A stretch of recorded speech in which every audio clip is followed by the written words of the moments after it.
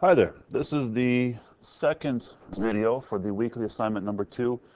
Just giving you some hints on where to start and where to go with some of these problems. So, first video had questions 1 through 3. I'm going to do a couple other ones for this video.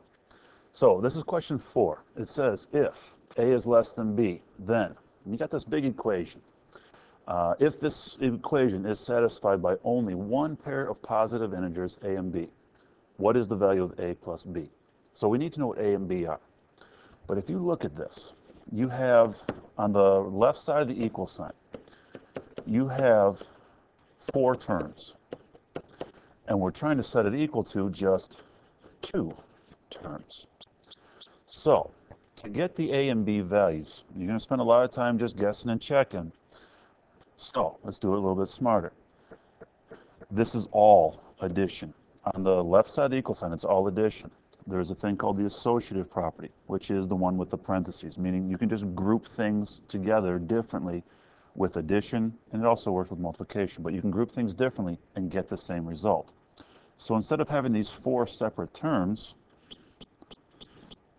I'm just going to group those together. So instead of squaring each term individually, then adding them all up in order from left to right, follow an order of operations, do the parentheses. What is 3 squared plus 4 squared? You get an answer. What is 5 squared plus 12 squared? You get an answer. But look at what else happened.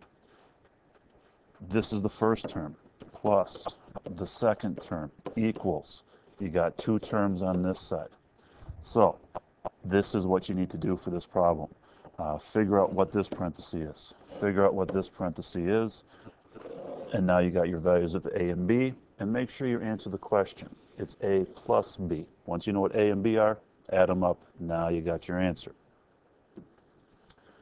Okay, this is question number 10. This one's a little bit more challenging. Notice how you got 2 variables in each of those expressions. So it's kind of got to lead to a system of equations. So we're just looking for any kind of relationships we can get. So we got our parallel lines, we got a single transversal. The first thing I notice is those 2 angles. It's a linear pair. So they got to add up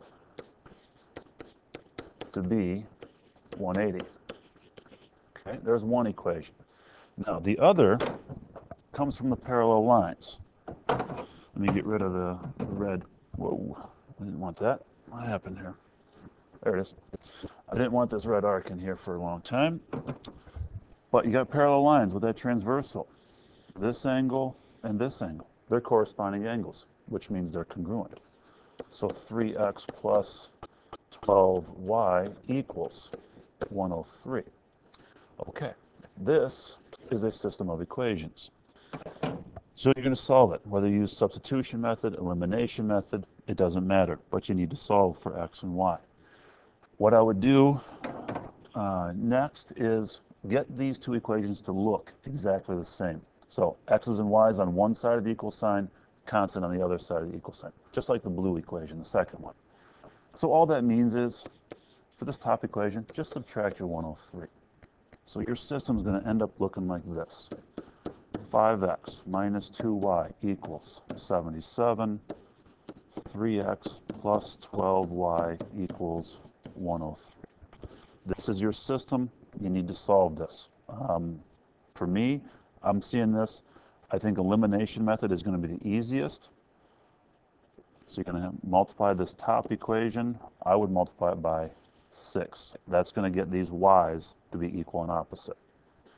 All right. I hope these videos helped for getting the weekly assignment done correctly. Continue to ask questions about any of the other ones. Have a good night.